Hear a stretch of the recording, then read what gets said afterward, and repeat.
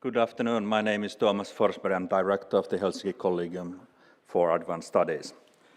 Before our today's speaker, Jane and Aatos Erkko visiting professor Ole Wæver will be introduced, let me say a couple of words on the Collegium and the professorship. And first of all, it's nice to see so many people here at this event. It was very difficult to predict how, after 2 years pandemic, how people feel about comfortable coming to events like this. But we are very glad that we were able to organize this now physically in this lecture room. So the Helsinki Collegium for Advanced Studies is an independent institute of the University of Helsinki, founded in 2001 after the internationally recognized model of institutes for advanced study to foster interdisciplinarity, curiosity-driven research in the humanities and social sciences. So we hence had nominally our 20th anniversary last year, but we are celebrating it now in the summer. The main event in the University's Festive Hall is on the 15th of June, and you are all welcome. The Collegium is one of the most internationalized units of the university. Currently, we are hosting around 30 researchers representing various nationalities and career stages, from postdocs to full professors, selected on the basis of a competitive call each year. Jane and Aatos Erkko visiting professorship in studies on contemporary society was donated by the Jane and Aatos Erkko Foundation 10 years ago, and this scheme has been a true success. The aim of the professorship is to focus on themes of topical significance to contemporary society and social justice, including the future of the welfare society, globalization, cultural conflicts, pluralism, and environmental issues. The scope of the field may also include research on the cultural and historical background on themes concerning contemporary society. I think that if asked, our today's speaker would be able to address all of these questions. And we are indeed lucky that we are able to invite and receive internationally renowned, inspiring scholars to the Collegium. There, the role of Erkko professors in stimulating interdisciplinary research, building community, and creating prestige during their stay here at the University of Helsinki has been immense. So thanks, Ole, for your contribution so far. Professor Wver and his today's topic will be introduced by Professor Heikki Patomäki. Please.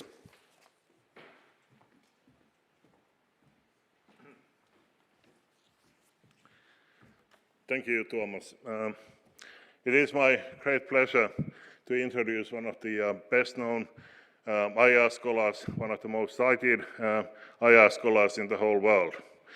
Ole Wæver is a professor of international relations in the Department of Political Science at the University of Copenhagen. He is the developer of the so-called securitization theory and founder of the Copenhagen School. Ole has also worked on IR theory, international relations theory, history and sociology of the discipline, European studies, and more generally regional studies, a number of other things as well.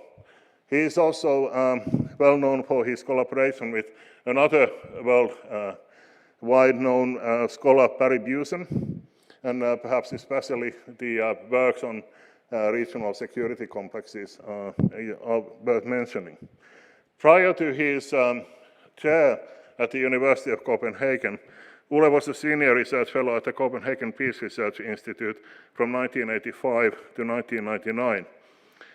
COPRI, this is the acronym for it, was for several years a very vibrant center of research activities. In the 1990s, however, after 9 years of its existence, COPRI first lost its independence, and then a few years later, it was forcefully merged with the Danish Institute for International Affairs. Many peace research institutes in Europe face similar fate, parallel aspirations, and efforts rose also in countries like Finland. In the Fukuyama-style neoliberal euphoria at the end of the Cold War, the prevalent attitude was that the West has won history is over and the problem of peace and war has been resolved for good. So there's no more need for critical peace research or critical political economy for that matter, if I may add. Parallel moves in Finland led to the dominance of the Finnish Institute of International Affairs that was refounded with vast resources in 2006. And mostly institutes like the Finnish Institute profess the official views of NATO and the EU in a rather uncritical and unoriginal manner. And then I would perhaps add that Europe is bearing the fruits of this short-sightedness now. In any case, while COPRI was in existence, it became famous for its pink-covered working paper series. Here's one example of it. Ole was the rising star of COPRI in the 1990s, and COPRI's working papers were circulated widely via ordinary mail. When they arrived in our pigeonholes, the different researchers all over Europe and also elsewhere read them immediately. They were so interesting. And personally, I met Ole before this was a kind of a common practice. Back in 1989 at the PISA conference at the University of Kent at Canterbury in the UK, where I was spending a year as a training fellow.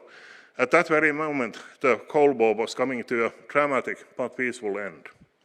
The field of IR was in an excited state, also because of animated, dynamic, and at times heated debates about the fundamentals of the field over the new theoretical ideas such as critical theory and post-structuralism.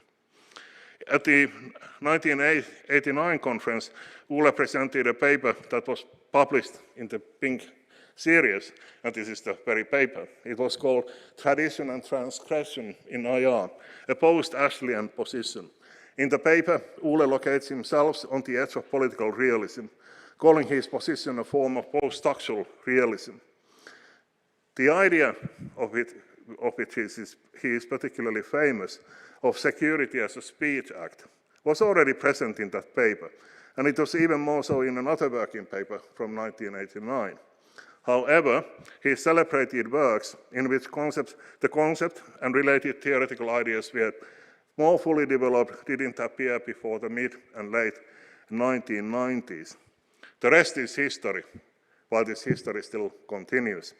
It continues as the concepts and ideas related to the theory of securitization and more generally IR theory, international and global theory, evolve.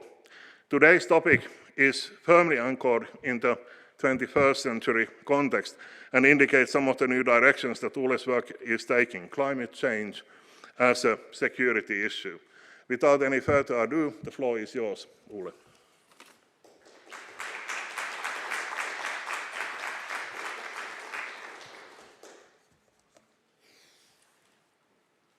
Thank you, Heikki, for those kind words. Thank you, of course, especially to the Erkko Foundation for enabling me to be here in Helsinki and having a great time, enabling us to meet here. Thank you to the Collegium. It's the most inspiring and friendly research environment I've ever been in, and after what Heikki said about the good old days in COPRI, that means quite a lot. But I'll get right into the presentation, except for one caveat. As preparation, I listened to the lectures from my latest predecessors, and I must say I was a bit humbled about the quality of these talks. I guess that's less important, that's just my problem, being intimidated. More important is for you to just go there and watch them. I learned a lot from Molly Andrews about forgiveness, Karen Knopp on international law. So whether you like this one or not, then there are others up there and they're great. The theme, as you can see here, is about climate change as a security issue. That might feel a bit odd exactly today, in the sense that other security issues dominate the agenda right now, not least in this country. But there's, I would think, also a risk now that exactly because of what is happening in Ukraine, NATO discussions, we risk losing sight of issues that in the long run might be more decisive than those. So I will stick I'll not shift and start talking about NATO. I'll stick to what I promised and talk about climate change as a security issue. With a theme like that, climate change as the big threat, there's of course a risk that we will be accused of being doomsayers and fearmongers and so on. So be it. So I'll start with the Doomsday Clock. The reason I'll do that is that the whole idea of linking climate change and security takes us back, especially to the year of 2007, where three things happened that signify the idea of connecting climate change and security. And the first is indeed this Doomsday Clock, which I'll say a little more about, which belongs to a journal called the Bulletin of the Atomic Sciences. So here we see we are really hardcore security, atomic issues, and yet linked to climate change. The other thing that happened in 2007 that signified a link between these areas was the first time that the United Nations Security Council met on the issue of climate change. And thirdly, the Nobel Peace Prize was awarded to the IPCC and Al Gore. I'll say a bit about the Security Council later. I'll not say anything about the Peace Prize, but it's just quite striking how around that time, suddenly the idea that you could connect these things became possible to think about. So the Bulletin of the Atomic Sciences, first, is a journal that was founded in 1945 by scientists who had been involved in developing the nuclear bomb. So these were the critical people who were concerned about what they had done and what they had done would do to us in the longer run. So these are critical voices, but they're critical on a very kind of traditional security, the heart of traditional security, nuclear issues. So it can't be more traditional security. And they had the masterstroke, or rather, the moment they asked to design their layout, did the masterstroke back in 47 of inventing this Doomsday Clock as a signifier of how close are we to midnight in terms of nuclear risks, etc. So that one has been on their cover since 47, and as you can see, it's been going up and down. It started out on 7 minutes to midnight, and as the Cold War got worse and worse up toward the Cuban Missile Crisis, we got down to 2 minutes, and then things improved, and the happy days which Erkko was talking about right after the Cold War, we got all the way up to 17 minutes to midnight. And then it's been going downhill since, basically. And what is interesting here is that in 2007, I mean, of course, it's slightly impressionistic, this thing. They give it justification every time they change the clock, why they do it, but of course, it's not really measurable in that sense. So in 2007 was the first time that a new threat was admitted to their agenda. Until then, it was only nuclear weapons they've been talking about. But in 2007, they said that there were two major sources of catastrophe, one being being nuclear weapons, where they say we stand at the brink of a second nuclear age, and that indeed is true. I would be happy to give another lecture on another day about the issues of why nuclear weapons are more of a concern than maybe most people have been thinking until recently. And then they continued, the dangers posed by climate change are nearly as dire and could cause irremediable harm to the habitat upon which human societies depend for survival. Just to keep you updated, it's really a bit of a tangent to this. Let's just update what happens to the clock since then. Today we are down at less than 2 minutes, and I am pretty sure that the next one will be worse given what is happening at the moment. So on that happy note, I'll get further into the subject itself. It was quite clear in those statements that came out in 2007 from maybe especially the ones by the Nobel Prize and the UN Security Council, there was a certain confusion about two different meanings of thinking about climate change as a security issue. The bulletin was slightly more clear, actually. But I'll build, this is the key skeleton of the talk. So this is pretty important. one way of thinking about the link is causal, of saying climate change is what can cause war, and that's the reason why climate change is a security issue. It's one more likely reason of military conflict. A very different way of thinking of climate change as a security issue is to say climate change itself is the biggest threat. And these two, I will try to show during this talk, leads to quite different consequences. They've maybe also become increasingly clear, but at least in the beginning it was quite confused. If you think about the causal one, the consequences ultimately are to prepare for those consequences that are coming out of climate change, and that will, I will argue, primarily lead into military preparations.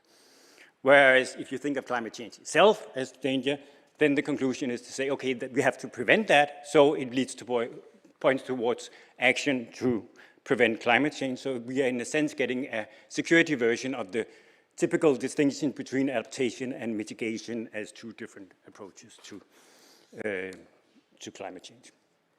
So this is the outline of what I'm going to talk about today. So the first one is to address the causal one. Does climate change cause war? And what does it mean to adapt to that?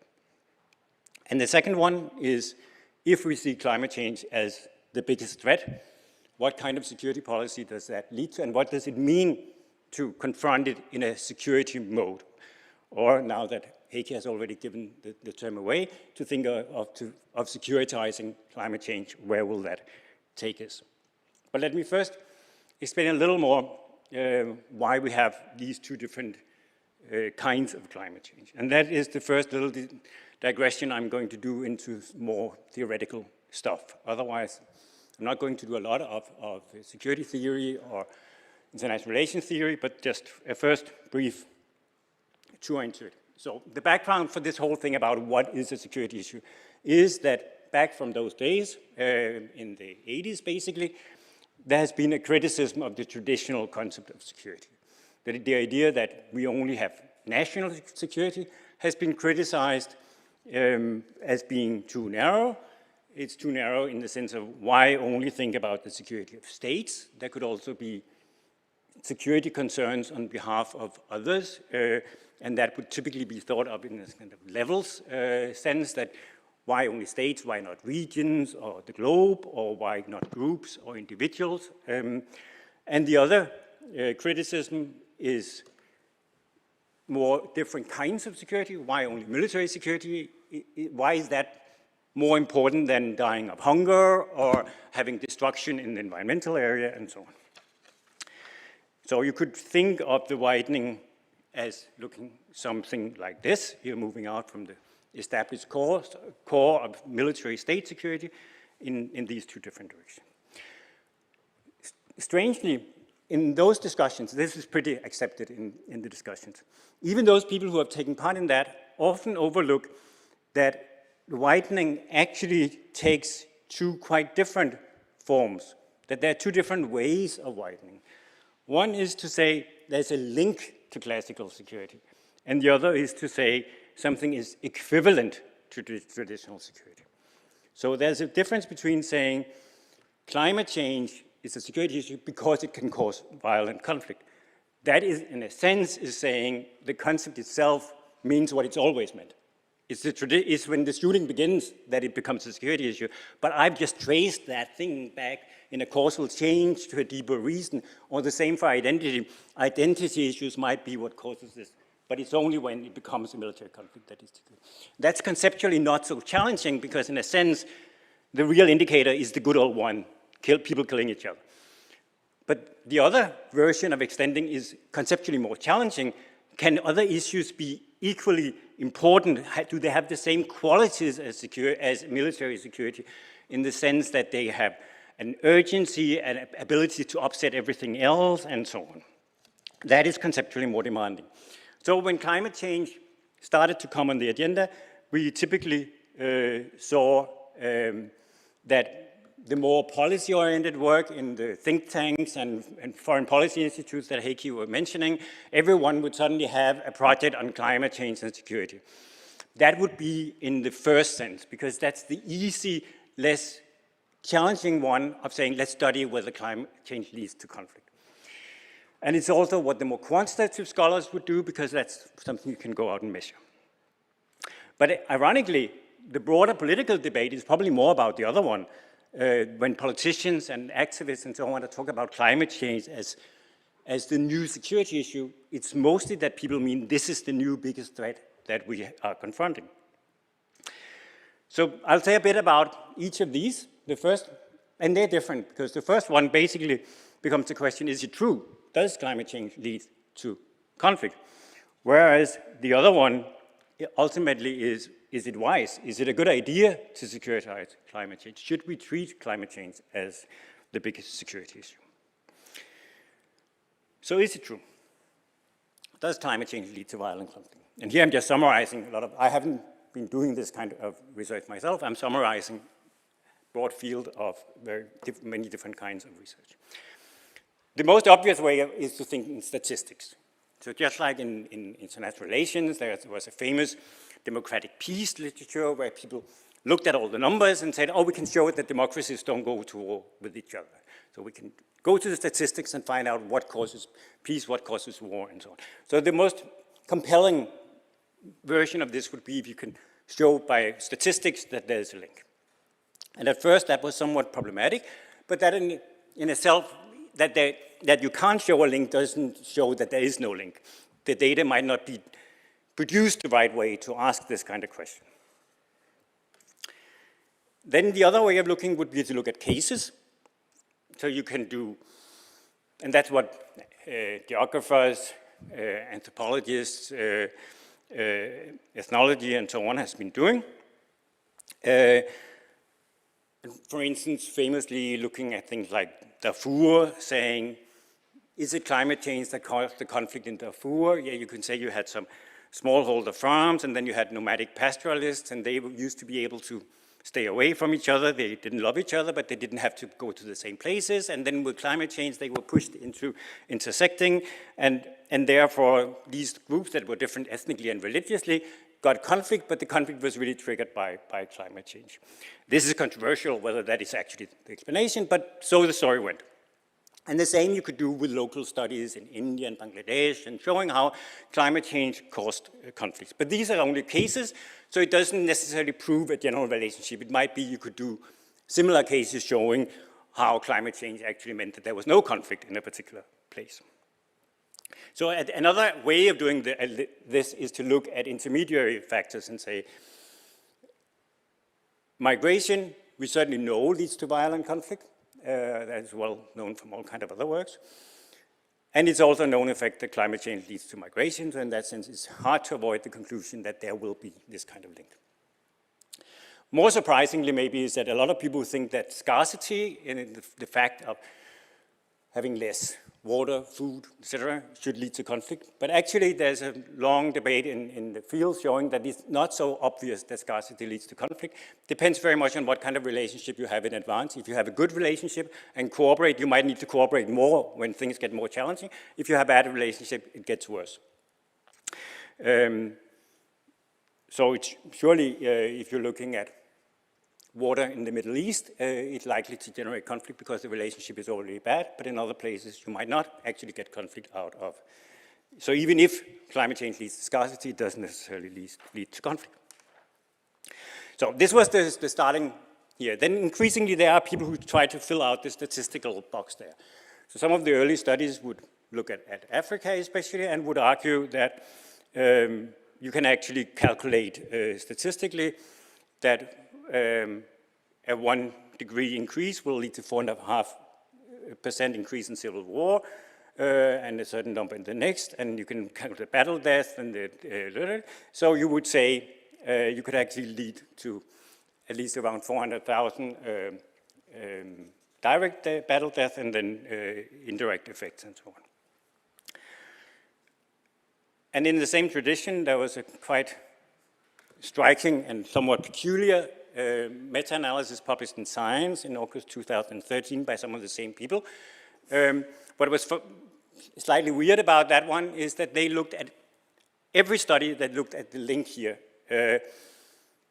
whether it was from archaeology, criminology, economics, geography, history, political science, and psychology, and at whatever scale, whether it was global to local, and whether it worked at the scale of millennia or hours, if you could see a change in temperature, would that then lead to more violence in a city, etc. And they argued that they actually could show that relationship quite systematically across these things, which at least is a challenging idea. This is still very contested, and there are roughly 2 schools arguing it out, one sitting in Berkeley with these people, another one in Oslo arguing somewhat more skeptically, but still, even the skeptics will increasingly accept that there is a link, and that is, the question is how mechanical it is, but there is a link in the sense that climate change probably also does lead to conflict. As I said, the migration link is the one that is very hard to deny. We're already now seeing around 30 million people having to move because of climate change every year, and predictions are that that will go up dramatically in the coming years, and if we end up with a 3 degrees increase, we might be talking billions.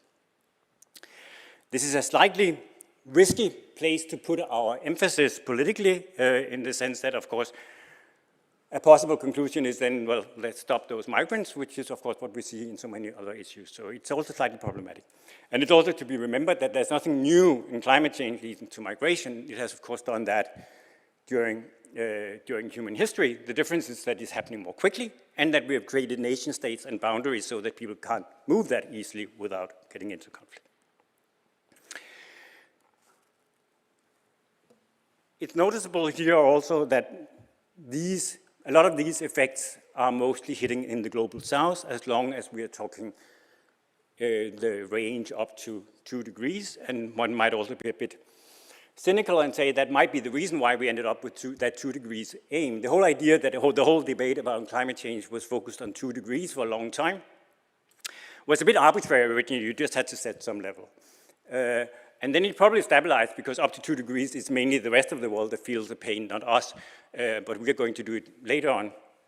And then increasingly now, there is research arguing that a lot of the negative effects are actually coming around 1.5, 2 degrees. So now we have a better basis for looking at that focal point.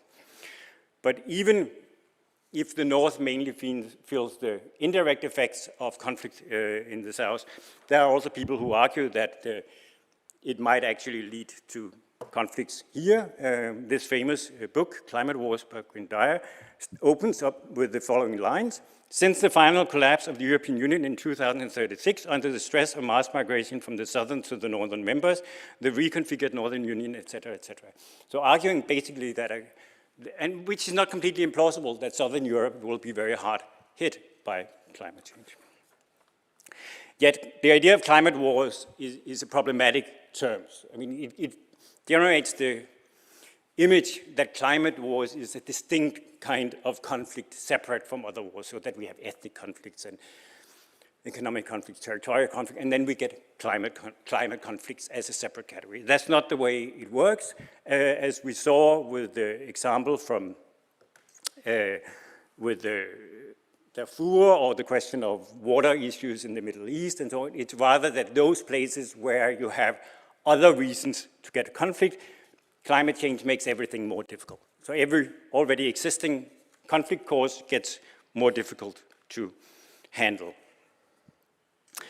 The consequences of this whole approach of studying what leads to what is, of course, that one starts to be able to predict things happening where, when, and how. So this has generated, and this is a pretty old map, of just the idea of what kind of conflicts do we get where in the world. And who would be interested in that? Well, obviously, here we have the American Department of Defense and the different military commands. And I mean, of course, if you're in the business of preparing for wars, you want to know where you're going to get what kind of wars. So it's obviously a kind of approach that is suited for thinking about preparing for what kind of conflicts where. So, to round off this first part, what kind of preparations is it we're getting? Well, we're going to get, if we predict wars, we're also getting preparations for war. We will also prepare for climate refugees, which could, in principle, be a good thing, that you make international conventions for climate refugees and so on. And obviously, we should also deal with the thing that conditions whether climate change does indeed lead to conflicts. In the real world, probably one should never underestimate the power of the dark side, in the sense that there are very strong and powerful institutions who are in the business of preparing for war and conflict, and they are well equipped to take over that agenda. And the same for the climate refugees. There are more resources being put into stopping people at the border than there are for taking care of climate refugees. So just to balance my own slightly negative interpretation of this, I would say, of course, much can be done, and part of climate politics that I'm going to say less about today is the whole question of supporting adaptation, supporting loss and damage in the south and so on, which is very important, and is part of this preparing for these conflicts not going wrong, but it is generally, I will still generally make the correlation between the causal analysis and the problematic preparations. On to the second part. So here the point is to say, instead of looking at the causal relationship leading to conflict as such, we are looking at all that climate change does and say, climate change is making so many things more difficult in the world. It is the biggest challenge we confront. And if you look at things like World Economic Forum, risk analysis, linking all kinds of risks, it is true that climate change tends to sit in the center of networks and being the one that reinforces all the other problems and so on. So in that sense, it's the most important factor that generates all different kinds of challenges in the world. And in that sense, the violent conflicts come in as a part of that story, that the violent conflict is one of the many reasons that climate change is the biggest challenge. So this is equivalent to this argument, basically. And this gets us into, I need to make my second little theory story, which is indeed the one Heikki mentioned. Because if we're going to think about what does it mean to treat climate change as such as a security issue, I need to pull my own theory out and think about securitization. What does it mean to securitize climate change? So securitization, or often sometimes known as the Copenhagen School, is basically arguing that what is it that is at stake in naming something as a security issue? What is it we're doing? Why is it we care about whether something is a security issue or not? Why do some people strongly argue that it's important to treat the environment as a security issue or economic issues as security issues, or others argue that it's important not to do? And the idea of the theory is to say that the difference that security makes, what is at stake, is that when you label something as a security issue and have it accepted by the relevant audience, that is a way of saying this is an existential threat to a specific referent object. Something has to survive, and given that we can't do it with ordinary means, we are allowed to use extraordinary measures. So to securitize is to enable a use of measures you otherwise couldn't do. That can be military means, it can be secrecy, surveillance, conscription, things that you can only do if you can justify that something is a security threat. That whole idea of widening security to new areas led to two different kinds of worries, where one is very familiar to my own discipline, the other one tends to be forgotten. Within the discipline of international relations, and especially the more policy-oriented security studies, there was a mainstream who said, oh, that's a bad idea to talk about all these new issues of security. Then you end up, everything becomes security, then nothing is security, then you've just ruined a very good concept, and that's actually immoral because we need that concept in order to handle the big issues in the world.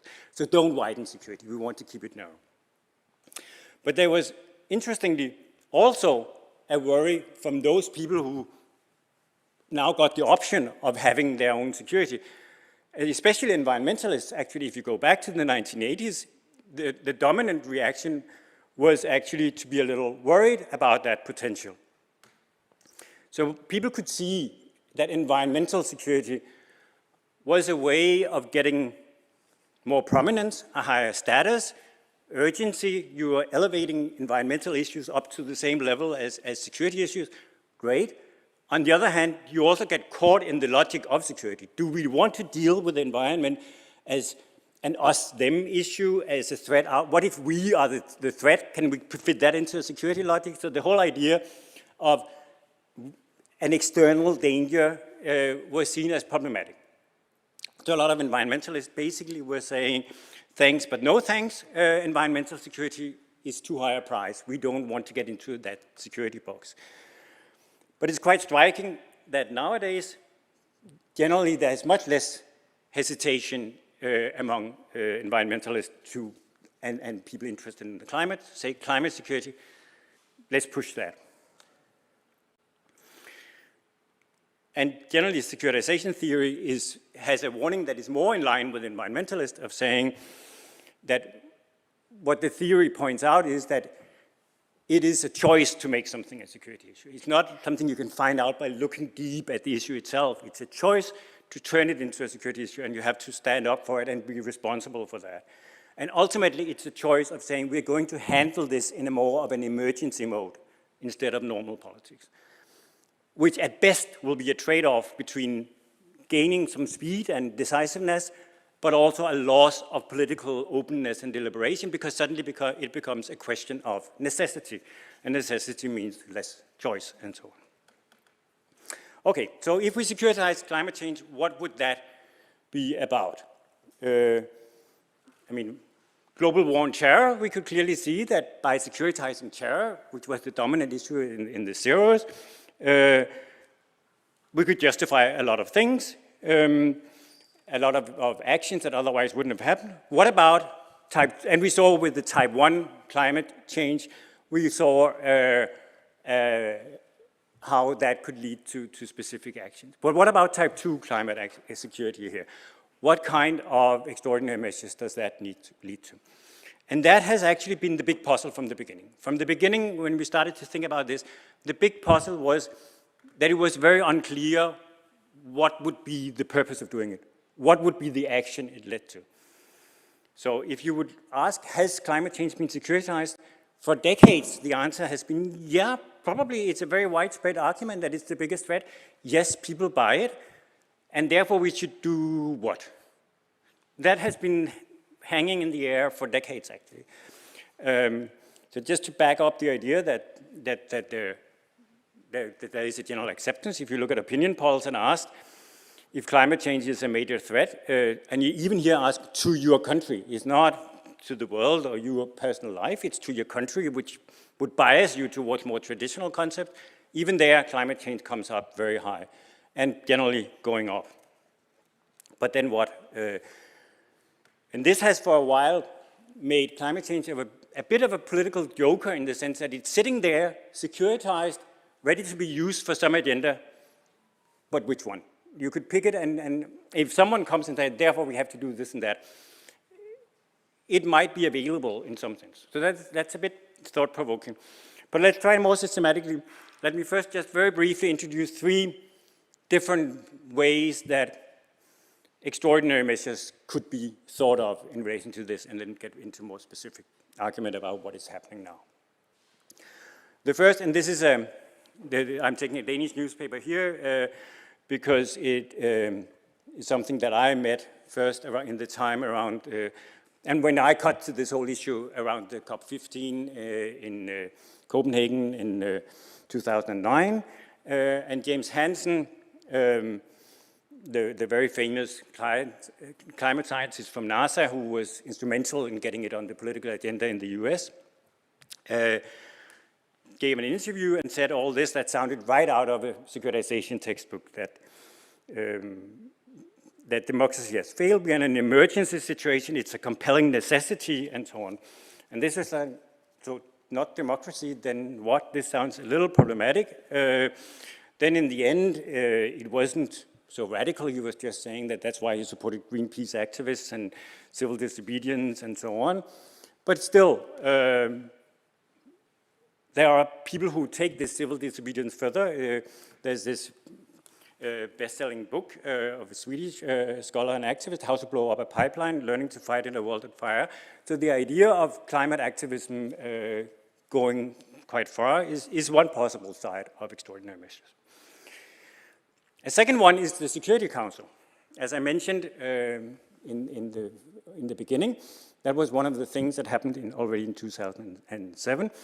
In that case, it was the United Kingdom at the then presidency who put it on the agenda. And there was a bit, and it was super controversial. And that's understandable because a lot of countries would say, no, it's not the UN Security Council to deal with climate change. That is to give it to that little small elect circles. It should be either the universal organization that is now running climate issues, UNFCCC, which has every country with a veto and so on, or it should be the General Assembly, not the Security Council. And what is thought-provoking here is that the Security Council actually could do it. They could solve the climate problem tomorrow. Because the UN Security Council actually has very, very far-reaching power. What is the threshold on what they are allowed to take control of? It is that they have to declare that something is a threat to international peace and security. It's the ultimate version of the Speech Act argument. Basically, what the Security Council say is a threat to international peace and security. No one can challenge that. You can't appeal it to any court or anything. So originally, it had to be quite narrow military issues, but when they started to talk about humanitarian interventions, so on, no one can come and say, no, you can't do that. That's not your domain. And that was deliberate when the UN was decided that when we're thinking a bit, should the court have a way to, no, that's problematic, they can do it. So in principle, they could decide that climate change is a threat to international peace and security, and set targets and impose them and by military means and whatever. That is not happening right now, obviously, because the same divides that we see running down through other negotiations, of course, are running down through the Security Council as well. But it's still quite thought-provoking, I think, that actually, in principle, they could, from their kind of very elevated position, very separate from the majority of countries, actually impose solutions if they wanted to. Quite a bit of anecdotal maybe, but when the UK did this, originally presented this paper, they were playing on the ambiguity of these two senses of climate security, in the sense that they did a background paper which took the narrow sense, which is clearly the more palatable of the causal one, but the day before, the British Foreign Minister was giving the annual Winston Churchill Memorial Lecture. And there she was, of course, playing on the whole idea that Churchill was the one that foresaw earlier than anyone else the threat from Nazi Germany and then from the Soviet Union. And today we have to look at climate change the same way and confront that. So that is playing much more on the second sense of climate issues. Since then, climate change has been on the Security Council agenda numerous times, roughly once every year or every second year, and it culminated in December last year, where there was a thematic resolution on systematically integrating climate-related security risks into the UN's conflict prevention, conflict management, and peace-building work, tabled by Niger and Ireland, and co-sponsored by 113 UN member states, but it was actually eventually voted down, where India and Russia voted against, and Russia, of course, means then a veto, and China abstained. It shows just that the question of the Security Council role here is a bit of an open issue. The third possibility for securitizing and therefore taking extraordinary measures is geoengineering, or as it's increasingly called, climate engineering. That is the idea that we actually intervene directly in the climate system. We're not just trying to stop our unintended effects in the form of emissions. We actually are trying to find some kind of technical fix that can keep the temperature down, and especially Solar radiation management is the technology that people talk most about. Sending sulfide particles into the atmosphere and trying to thereby keep temperature down. Which of course is super problematic for all kinds of reasons. It's super risky. It's not really very clear how it's going to work. It will also hook us on a kind of life-saving system that means that in the meanwhile we could increase all kind of emissions so that if the system then broke down, we would really, really be in trouble. Who is controlling this system and so on. And maybe most ironically, it can lead to all kind of indirect conflicts between countries because it's not similar to just holding emissions down. It means that it will have very different effects in different places. It will influence weather patterns. If China did it unilaterally, it might be shutting down the monsoon over India, and therefore India would have reason to be upset about that, etc., etc. And quite ironically here, this option of climate engineering in a sense has the opposite price structure of the normal emissions control. So the problem with the models we're normally thinking about trying to limit our carbon emissions and all that, CO2, has the problem that it's too expensive and therefore people try to have others do it and not do it themselves and so on. Climate engineering is relatively cheap. It's something that could be done by major countries individually or even by private companies. So here we have the opposite problem that ultimately it could be China saying, we can't live with the consequences of climate change, we can't live with the models suggested for how to handle it, we're going to fix it ourselves. So it's a bit of a joker in the system that one could turn to that. Until recently it was a big taboo, don't even talk about it because there's a risk that politicians thereby don't do what they really should do. But increasingly, a lot has happened over the last just 2-3 years in the direction of taking this into civilized conversation. Well, at least we need a plan B, and ideally it could be a supplement, but how do we avoid that the supplement really becomes an excuse for doing nothing, and who should govern it, but actually why would it be governed at all? Why wouldn't it just be free for all, etc. I'll just leave it there and get back to that. So this is all the slightly dramatic version. What about a less dramatic one? Well, of course, you could imagine that instead of the UN Security Council, we would just upgrade the existing international structures. The current international format for negotiations is very toothless. The UNFCCC is not a very powerful structure. What if we created an international organization with stronger Secretary General, a stronger decision-making, and so on?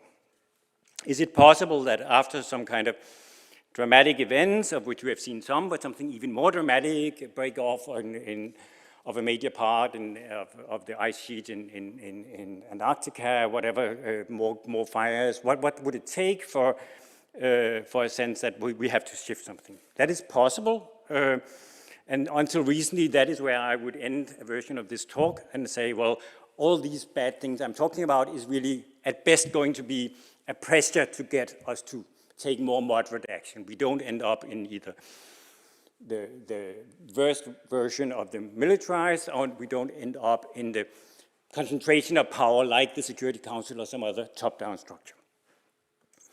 And if we wanted to be go along with these kind of more moderate versions, there's an element also that could be part of that argument to say, maybe we could have a kind of dual international negotiation format where on the one hand you have the universal forum, UNFCCC, where everyone is member and so on, and then you also have some kind of elite group of the most powerful countries meeting themselves. And there's several reasons for thinking about that, what some call minilateralism and so on, that actually 3/4 of emissions come from the 12 biggest economies. So in a sense, if they could agree, then we don't necessarily have to take everyone in. There are also theories of cooperation, most importantly, Elinor Ostrom's theories that argue that problems overcoming cooperation is actually handled when people get into a kind of close interaction. So basically lock them up and put them in a room and say they're not getting out until they have solved this, could actually be a model. And this is a picture from the COP15 where they were sitting in some obscure meeting in Copenhagen. And there's an argument to be made that in principle it should be possible. But still, so far we're not really getting there. So just a few depressing slides. I mean, this is the basic. Do I have a point, by the way? I don't know if I, oops, I was thinking, okay. So the highest line up there is continuing as we are now. And then you can go down with the reductions that are in current policies, then the reductions if all countries implemented the things they had promised in the Paris Agreement, and then the next one would be if they also did the things, they were conditional in the sense of saying we will do it if they do that, and so on. But still, there's quite a bit of a further gap to get to the most economical route to the most cost-efficient way of getting to 2 degrees. And in the recent IPCC report, assessment report 4, within the working group 3, which is the one that looks at ways to deal with things, that came out very recently. And I'm using the Economist's kind of simplified version of it here, but it's the diagram is from the report. Is saying that if you look at the current policies, you get the high line there. If you want to get down to 2 degrees and a fair chance of even getting 1.5 degrees, then we have the pledges of countries in the second line, but that would have to then make a real strong dip very quickly from 2030, and the policies that would more kind of realistically and rationally get us to either 2 or 1.5 degrees would have to mean a very dramatic cut now. And this is the main point here, the question of when. That basically, the longer we have waited, the steeper, of course, the cut has to be, and the more painful. And this is what I'm going to build the last part of the argument on. But it just should be noticed here before I go into that question of what does it mean that we are actually getting into changes that have to be extremely abrupt. It should be noticed that the latest IPCC report actually also had some encouraging conclusions, and that's important because it means it's not like it's completely impossible to think of this. It's almost within reach. If countries actually do what they promise, and there is an implementation problem as well, and so on. So Paris has proven better than expected. Emissions still grow, but they go slower than the previous decade. The cost of new technologies has dropped dramatically, the various environmentally friendly technologies. We still have a remaining carbon budget that will be used in just a decade. The next decade at the current level would mean we have used all that is left in the carbon budget. So we are not there, but there are at least, they argue from the IPCC that some 24 countries have actually reduced emissions consistently over a decade. So in that sense, and if you look at current policies, we would at 2100, we would be at 2.2 to 3.5 degrees increase, which is not as bad as some would have thought at least, but that is still based on somewhat problematic assumptions, especially about carbon capture and so on. So my argument is still that there has been a political realization of this fact that we are not getting there, and there is a general change in the, I can't call it political climate, that's too silly, but in the politics around the whole area, in the sense that a general rhetoric of emergency and of extreme necessity has come into the debate in a new way. So lots of countries and cities have declared climate emergencies in a sense that it's not very clear what that means, but still we have extinction rebellion, the terminology is revealing here. We have something that I had predicted for quite a while would happen at some point, that we got the generational perspective at the center of politics, which is exactly what happened. So far, we have seen this not leading to radicalized politics very much. Mostly the kind of extreme measures and problematic political features have been in the repression of it, but there is clearly an intensification of politics here. And this leads to my final discussion here, in the sense of saying, what will be the political fallout of all of this?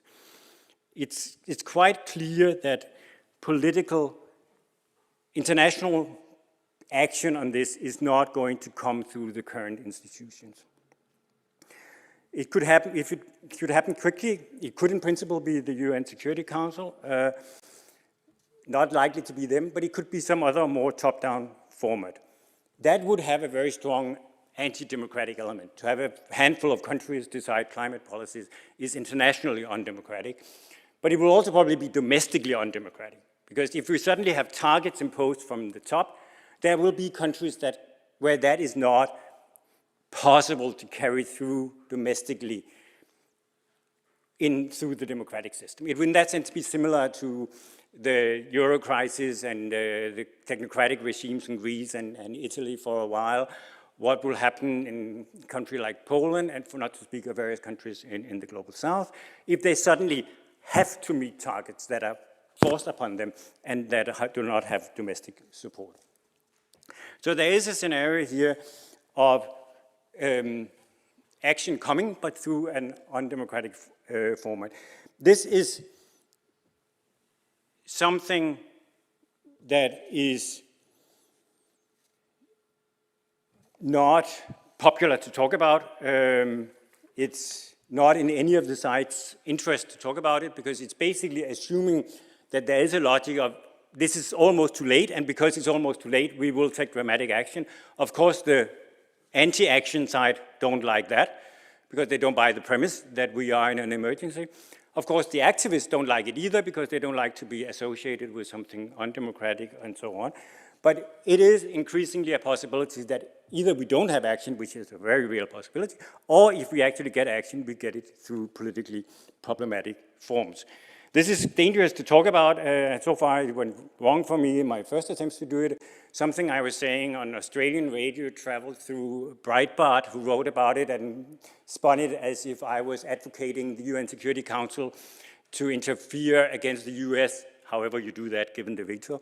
So since then, I've got hate mail from Americans wishing death over me and the EU because of what I'm going to do about the US and so on. So the whole idea of thinking about these issues is problematic, but I find it also problematic that we don't really talk about it. That if it is so that we are increasingly running out of time for the nice solutions on climate change, we will increasingly confront the choice between the not so nice or not doing anything. And what is then the political form of emergency action? Isn't that far out to think about this? No, I don't think so. I think there could be a political tipping point, because as we know, politics is a very simple-minded space. Usually there is only one main axis, or roughly two positions. We don't have complex spaces. And the politics around climate change have been dominated until recently by the denial versus non-denial. So there was denial, and then they also said, no, it's real, and we're doing something. Unfortunately, we couldn't do enough, but we tried, and we'll come back next year and try again, and so on. And that was the axis. And increasingly, it has changed to the greater generation saying, you've stolen my dreams and my childhood with your empty words. You fail us unless you do enough. It's either you take action that matters, or it doesn't count. That kind of emergency logic has been taking over the debate. And we always knew that climate denial would not end by the last doubter stopping to doubt. You can't inform your way out of this. The only way of changing it is by some other worry becoming more powerful, and by the emotions of anger, probably.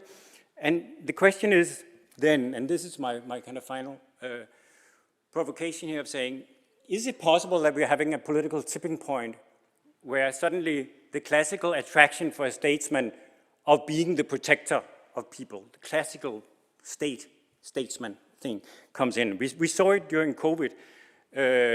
The attraction of being the politician. Here we have the Danish Prime Minister, who is extremely good at orchestrating these things, at being the protector and gaining a lot of political leverage from that. But the way that this role of protecting us is, of course, extremely attractive, and that could be a political tipping point into getting that. So my final question is, what happens when we are now increasingly running out of faith in starting to see that we are right now running this on placebo politics, in the sense that net zero, carbon capture and storage and so on is a way to do paper calculations that say we'll get there, but actually they are empty, it's not likely to work out. What then? Then if we get emergency action, one debate would be to say, is it going to be the climate engineering one, or is it going to be top-down mitigation? As late as yesterday, I read and listened to a powerful paper by some colleagues, Duncan McLaren and Olaf Corey, who argued that it will be the climate engineering one. And you can also, there's an influential book called Climate Leviathan that makes more or less that argument, because it's less disruptive of the capitalist elites, and it's also more compatible with populist nationalism to not get into changing too much of our domestic economies and so on. On the other hand, climate engineering certainly also has all of its own problems, so there is also the other possibility that if there is going to be decisive action, it is going to be mitigation in a slightly undemocratic way. So there's also the possibility that the real discussion is the one which between, on the one hand, of course, it's very likely that we just end up not doing anything and we'll just run the whole thing over the cliff, which is, of course, the most likely scenario. But that this is the real dilemma. Then, of course, one could, in the end, of course, also say that in principle there's also good old optimism, but that's not my business. I'm a security scholar, so I will point to the other ones. Thank you.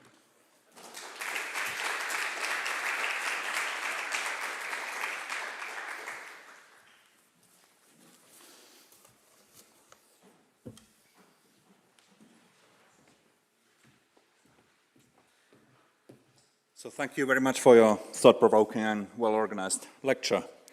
We now have some time for questions and answers, Q&A, discussion. People who are watching this through the stream can also put questions to the chat using the chat function. Is that correct? And okay, I start moderating. Deadhoff, please. Thank you very much. I'm pretty sure that my question is probably already asked and answered by you in your voluminous writings, but I was struck by kind of a liberal democratic bias in securitization theory. What I mean is that very authoritarian regimes are already in a state of emergency. They've already suspended all the civil liberties that you say would be suspended in a state of emergency. They already control the media. They already control speech. They already don't allow people to demonstrate. They've already arrogated to themselves all three branches of power. So I'm wondering how much your theory applies to the 100-odd countries that are still undemocratic in the Western liberal democratic sense. No, it is indeed an existing discussion, and most people would agree with you, but they and you would be wrong in the sense that it might be a liberal democratic ethos, but it's not a bias in the sense that it only applies to a liberal democratic system. Because the argument is that that in every system there can be a need for moving the boundary of the possible, and do that with the logic of necessity and emergency and survival. The question is who you will have to put it to. So as we know from Norbert Elias, Hannah Arendt, and so on, there's no such thing as someone having power. There's no system where someone just has power. Everywhere, even the absolutist kings and so on, were dependent on some configuration of power. And there would always be some that you actually have to bring along. And in that setting, if Saddam Hussein wants to invade Kuwait, he needs to get a certain circle around the table of people mostly in uniforms and so on, and convince them that this is the thing to do. And if he couldn't do it, he wouldn't be able to pull it off. Wver from Turku has been studying China with the theory, and I think made quite compelling arguments about how securitization works in the Chinese system. So I think the question is, I mean, even in our system also, it's not always so that the relevant audience is the population. Sometimes it's a smaller circle you have to convince. But if you want to shift the boundary with a logic of survival, necessity, and so on, there is a certain audience you need to convince.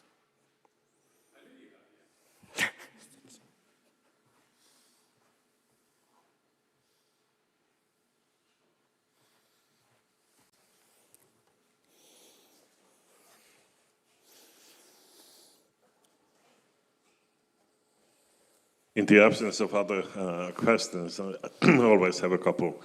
I'm wondering, I'm particularly thinking about the argument of the first type and the correlation, etc., and relation to migration. So either direct causation, indirect causation. What is the relationship of the ontological and other presuppositions of those kinds of studies with your theory of securitization, which is premised on the speech act theory, discourse analysis, post-structuralist way of thinking about social constructivism or construction. And then furthermore, thinking about the argument about scarcity, that the climate change leads to scarcity and that leads to conflict. I mean, in the absence of some kind of a category of social structures, including political economy structures, it is very difficult to analyze, it seems to me, the connection in terms of real causation, including in terms of thinking about what the alternative possibilities might be. Because if you had certain kinds of way of organizing the global political economy, you might be able to respond to that kind of a scarcity by means of redistribution, public investments, that would apply to the migration part of the argument as well. So instead of there being some kind of a linear correlation between events, I mean the typical empirist way of thinking about causation, thinking about causation in kind of a more realist social constructivist way, you can imagine all kinds of other possibilities and that there is no mechanical direction between the two. So I was wondering, I mean, how do you see the relationship between in those kinds of arguments in relation to your own ontology and also to these kinds of considerations? Okay, let me take the second one first. No, there I would say that the argument I made is basically the same as what you're saying, that the scarcity argument turns out to be too dependent on the pre-existing political relations to make sense itself. So, for instance, there's a lot of research on rivers, whether conflicts over if you get less water, will you then get conflicts between countries who share a river and so on? Well, that depends on whether they have a good setup already or not. If they have a good setup, then it might just be deepened by the fact that it gets difficult, but if they have a bad setup and a bad relationship, the conflict is going to get worse. So in that sense, it's not a closed system, and you can't just ask for the correlation between scarcity and conflict. So I guess that would be in line with your mode of thinking in that sense, that it's dependent on the larger configuration. The first one, of course, is slightly more tricky. And the way I was presenting it here was I mean, now when I get into theory discussions with people from my own discipline, from international relations and so on, I would in a sense have to rephrase it and saying that to be consistent with my own perspective, I would have to say, what does it mean to deploy that causal argument? What does that do? And so on, which is a slightly more complicated way of formulating it, which I didn't do. So I made a slightly more simplified version of talking about the causal relationship as such. But of course, ultimately, what it does in terms of motivating military preparation and so on is not the causal link. It is the establishment of that understanding that there is a causal link. And therefore, I could translate it back into my own ontology. It just gets a little more clumsy if I have to put it like that all the time. I mean, it's not the causal relationship itself that make the American military do this. It's their increasing acceptance of the fact that there is that causal relationship. And by the way, it's interesting, if you look at this whole thing with the American military and so on, it's a funny little side story here of saying, if you look at American politics, there's been these ups and downs about whether you're allowed to say climate change, that there have been presidents like George W. Bush and Trump who basically say we don't talk about that. And the military didn't accept that. I mean, because they are in the business of preparing for what to do where, and they need to take care of that, and therefore they studied it no matter if they're not allowed to.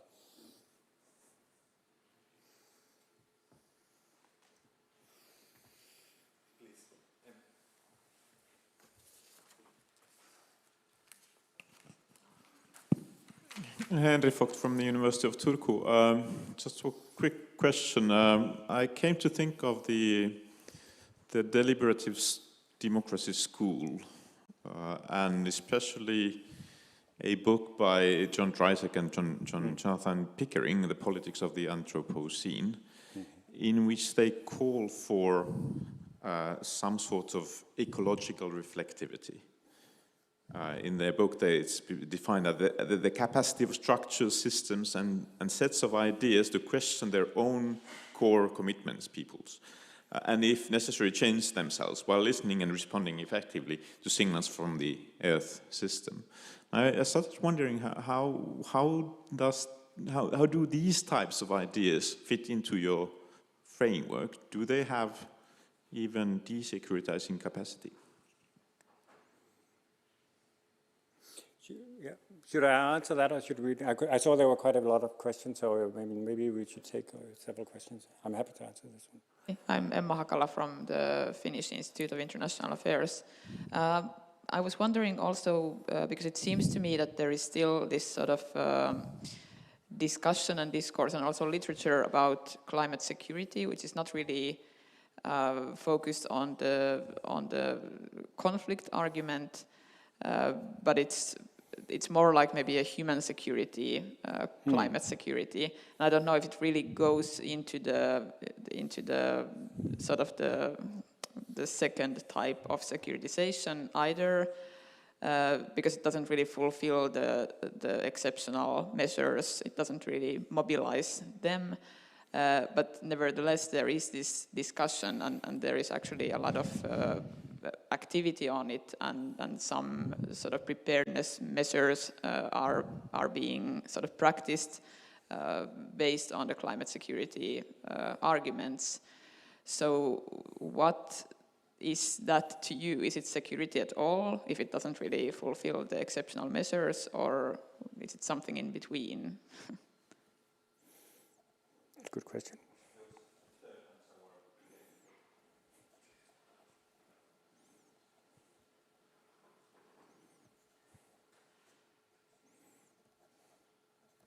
Hi, my name is Hernan Vasquez from the Faculty of Social Sciences. Thanks for your talk, Professor. You mentioned that there are two types of approaching the climate change as security issue. One of them is to treat them as a threat per se, and the other way was to link climate change to other objects in terms of a causal link. After that, you also mentioned or suggested different policies to face these risks. My question is related to meta theory and policy making. Well, for analysis, of course, we can separate things, different objects, But I was wondering if you think that when we draw different policies after approaching or separating climate change from other objects, it's worth it or adequate. In other words, in the real world, things are intertwined, interrelated, and cannot be separated. If we think that we can only address climate change on its own, don't you think it's inadequate to make policies from that perspective? Thanks. Okay, I think I'll take them in reverse order. The last question, I think it relates a bit actually to Heiki's question, because the point here is that even if these, of course, are linked, the point is still that the mode of constructing this space has consequences for the kind of policy questions that emerge out of it. So and that is quite clear, it's more self-reflective in the second form, that's clear, it's a discussion about should we treat this as a security issue, what does it lead to? Whereas the first one is not really aware of being that kind of discussion, and there it's taken as if it's just an empirical discussion, but that whole mode of discussing it ultimately has consequences for the kind of policy consequences that come out of it. So in that sense, even if, of course, this whole thing is very complicated, if you step out and look at it and ask the question, what are the policy choices that come out of it, you can have that structured. So I hope that was a way of answering it. And that relates a bit also to the second question about human security and so on. Because the human security is very, you're absolutely right that there is quite a big literature out there. And there are also people who would who would structure the space in something that looks a bit like my discussion, but it's not the same. People who would say, oh, there are two discourses. There's one on national security and states and military, and one on human security. But the problem is that it's very unclear what the human security discussion really is. Is it human security in the sense of climate change leading to conflict, or is it climate change itself? And the problem is the human security concept is generally very vague and not very, I mean, it's mainly made for political compromises in the UN system. It's not made for analysis. So it's not, I don't really buy that way of structuring the space. In that sense, I find it more helpful to ask the other question. But you're right that if you look at the literature, there's a big part of it that phrases it in terms of human security. I think it can be reanalyzed and put into those two boxes still. But thanks for mentioning it, it's true. And back to Hendrik's, on Dreisig and the Anthropocene and so on. Yeah, I think it's family related in the sense that it's a kind of reflexivity that tries to include both the Earth system dynamics and the political dynamics, and there's something similar coming out of the Earth systems analysis out of natural sciences, then trying to include the political aspect. Most of that has the problem that it assumes a kind of subject. That, I mean, that's the problem with the Anthropocene as well, that it assumes that there is a kind of universal human abstract interest that runs this thing. And I think that is a problem with deliberative democracy literature as well, that it assumes that that somehow we can produce that kind of abstract universal angle on things. I'm trying to link this a little more closely to a kind of classical political analysis of saying who are the main actors and what kind of political setting would be able to produce what kind of action.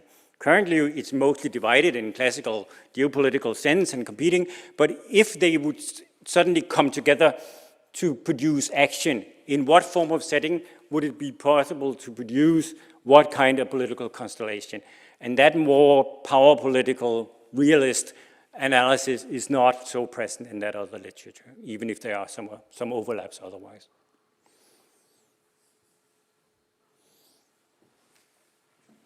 Were these the questions? Maybe one final quick question and then we wrap up. I was thinking about the environmental issues as security issues, and we are talking about climate change for understandable reasons. But there are also other, like, now we talk about biodiversity, but there was also something we talked about 30 years ago, the ozone layer problem that was solved. So how do you, more or less, so how do you see this nature of these environmental problems being constructed as security problems or not, to the degree that it's related to how they are solved or could be solved, or what in the nature of these problems in itself makes them to be more likely to be constructed as security threats or not, or something like that. Thank you. I mean, that's a good question, and part of the answer, I guess, is the good Marxist or Marxists rather about that people only create questions or problems when they know what the solution is to it, and that's also the puzzle about the whole securitization of climate change, that it was a securitization that went nowhere. So all dressed up and nowhere to go was kind of the structure of this securitization for a very long time. Whereas with the ozone layer, it was much more clear. It was more politically compelling because it was us in the privileged North who were mainly the victims of it, more than the global South. Whereas climate change is the other way around. And then there was a solution. I mean, it was relatively easy, comparatively, for all kind of technical issues having to do with the technical structure of the problem to devise a self-reinforcing institutional design that solved that problem. So in that sense, it was more classical securitization in the sense that here's a problem, we see it as a threat, and there is a solution, and therefore we're doing the thing. Whereas climate change is the odd one that we increasingly see the problem, but there is really no special measures that we can then say, okay, therefore this one is winning the agenda. So they have all been securitized. I mean, in environmental security, that was the argument of my co-author Jaap de Wilde back in the book where we presented the theory, that there's a tendency that we overemphasize the global issues as if all environmental security is global. Most environmental issues are super local. Most environmental security issues are things like the Baltic Sea or very local issues. Most environmental security issues are at a different scale. It's just the global ones that capture our imagination politically, but a lot of stuff is securitized and often also dealt with locally. If you then look at the global ones, I think you pointed to the most important ones, that it's climate change, then there's the ozone layer and biodiversity. The ozone layer is interesting for the fact that it was relatively easy to define, make dramatic, and actually take very strong action that worked, because there was a pathway that was easy to do. Biodiversity is a quite interesting question, because that has so far been much less able to capture the agenda. And of course, there's a very good case to be made for saying that that is actually equally serious for climate change. So that's a very good question. Maybe I should have given a talk on that instead. That would have been a very difficult one, but you're absolutely right. The securitization of biodiversity, or rather the lack of it, is really an important subject. That might be for next time. Thank you, Ole. Let us once again thank Ole for his brilliant lecture and answers to the questions. And now we will have reception at our premises, Fabeninkatu 24 at 24. You are all welcome to come there, and we can continue our discussion there. Thank you very much.